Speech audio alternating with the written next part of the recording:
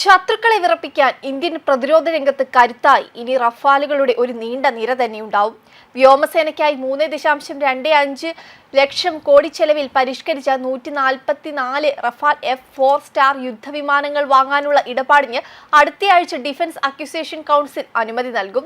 പ്രതിരോധ മന്ത്രി രാജ്നാഥ് സിംഗിന്റെ അധ്യക്ഷതയിൽ ചേരുന്ന യോഗത്തിലാണിത്.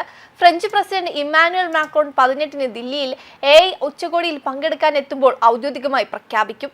കഴിഞ്ഞ മാസം ഡിഫൻസ് പ്രൊക്യൂർമെന്റ് ബോർഡ് ഇടപാടിന് അനുമതി നൽകിയ ഇടപാടിന് അക്സെപ്റ്റൻസ് ഓഫ് നെസസറി അനുവദിക്കേണ്ടത് DAC ആണ്. സാങ്കേതിക വാണിജ്യ ചർച്ചകൾക്കു ശേഷം മാക്രോണിന്റെ ഇന്ത്യ സന്ദർശന വേളയിൽ കരാറിന് അന്തിമ രൂപമുണ്ടാകും.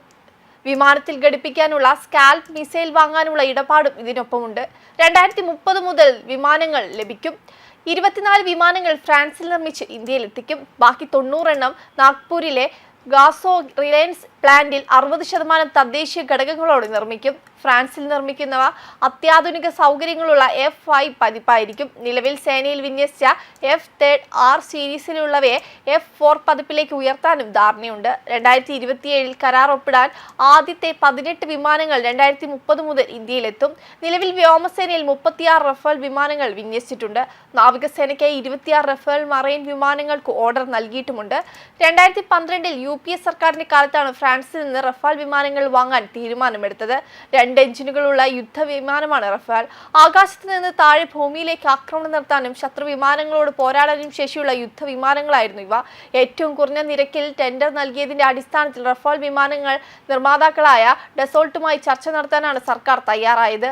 അമേരിക്കയിലെയും യൂറോപ്പിലെയും കമ്പനികളെ മറികടന്നാണ് ഡസോ ഏവിയേഷനെ സർക്കാർ തെരഞ്ഞെടുത്തത്. 126 റഫാൽ വിമാനങ്ങൾ വാങ്ങുകയും അതിന്റെ സാങ്കേതിക വിദ്യ ഇന്ത്യയിൽ എത്തിക്കുകയും ചെയ്യാനായിരുന്നു സർക്കാരിന്റെ ഉദ്ദേശം. ഇതിൽ 18 വിമാനങ്ങൾ പൂർണ്ണമായി നിർമ്മിച്ചവയും 108 വിമാനങ്ങൾ ബംഗളൂരുവിലെ ഹിന്ദുസ്ഥാൻ എയറോനോട്ടിക്സ് ലിമിറ്റഡ് അന്തിമ നിർമ്മാണം സാധ്യമാക്കുകയും ചെയ്യുന്ന രീതിയിൽ വാങ്ങുക എന്നതായിരുന്നു തീരുമാനം. എന്നാൽ AK ആന്റണി കേന്ദ്ര പ്രതിരോധ മന്ത്രിയായിരുന്ന UPA സർക്കാരിന്റെ കാലത്ത് ഈ ചർച്ച കരാറിലെത്തിയില്ല. 2015-ൽ പ്രധാനമന്ത്രി നരേന്ദ്രമോദി ഫ്രാൻസിലെത്തിയപ്പോൾ ഈ കരാർ വീണ്ടും ചർച്ചയായി. ഫ്രാൻസ് സന്ദർശന വേളയിൽ ഇന്ത്യ 36 റഫാൽ വിമാനങ്ങൾ വാങ്ങാൻ തീരുമാനിച്ചതായി പ്രധാനമന്ത്രി അറിയിക്കുകയായിരുന്നു. അതേസമയം ഫ്രഞ്ച് എയറോസ്പേസ് വ്യവസായത്തിന്റെ പതാകവാഹകമായ റഫാൽ ദേശീയ പരമാധികാരം എന്ന ആശയത്തിന് പൂർണ്ണ രൂപമാണ്. പ്രധാന ഭീഷണികൾ നേരിടുമ്പോൾ സുരക്ഷയ്ക്കും പ്രതിരോധത്തിനും അത്യാവശ്യമായ ഒരു വ്യവസ്ഥയായ പ്രവർത്തന സ്വാതന്ത്ര്യം ഉറപ്പാക്കുന്നതിൽ ഒരു അത്യാധുനിക വ്യോമ പോരാട്ട സംവിധാനത്തിന്റെ രൂപകൽപ്പനയും പൂർണ്ണമായ സ്വയംഭരണ നിയന്ത്രണവും എന്ന തന്ത്രപരമായ അറിവിന്റെ ഫലമാണിത്.